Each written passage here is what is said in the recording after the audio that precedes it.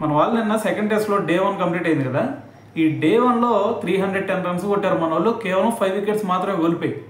మరి ఈరోజు చూసుకుంటే ఈజీగా ఇంకో 100 రన్స్ కొట్టేస్తారు, అంటే 450 వరకైనా కొట్టే ఛాన్సెస్ ఉన్నాయి. మరి 450 కొట్టిన తర్వాత మరి మన వాళ్ళు దీంట్లో లీడ్ సాధించి గెలుస్తారా అంటే చెప్పలేని సిచ్యువేషన్. ఎందుకు, వాళ్ళకల్లే బ్యాటింగ్ ఆర్డర్ చూసుకుంటే ఎక్సలెంట్ బ్యాటింగ్ ఆర్డర్ ఉంది.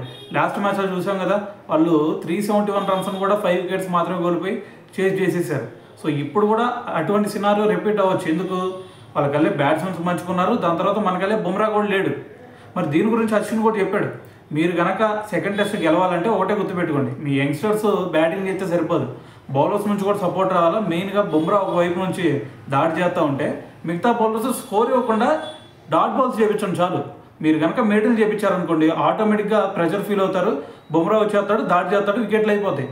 సో అలా కాకుండా మీరే రన్స్ ఇస్తూ ఉన్నారు అంటే బుమ్రా ఎంత దాడి చేసినా సరే ఉపయోగం ఉండదు. సో కాబట్టి మిగతా బౌలర్స్ కొంచెం సపోర్ట్ ఇవ్వండి అన్నాడు. మరి ఇప్పుడు చూసుకుంటే బుమ్రా కూడా లేడు కదా ఈ సెకండ్ టెస్ట్లో.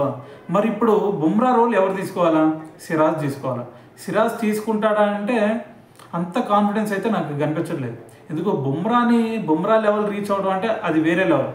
సో కాబట్టి ఇక్కడ సిరాజ్ ఎంతవరకు ఈరోజు పర్ఫామ్ చేస్తాడు అనే దాని మీదే మనం ఈ సెకండ్ టెస్ట్ గెలుస్తామా లేదా అనేది మెయిన్గా డిపెండ్ అయి ఉండేది. సో మరి చూద్దాం, సిరాజ్ మరి బుమ్రా రోల్ని ప్లే చేయగలుగుతాడా లేదా.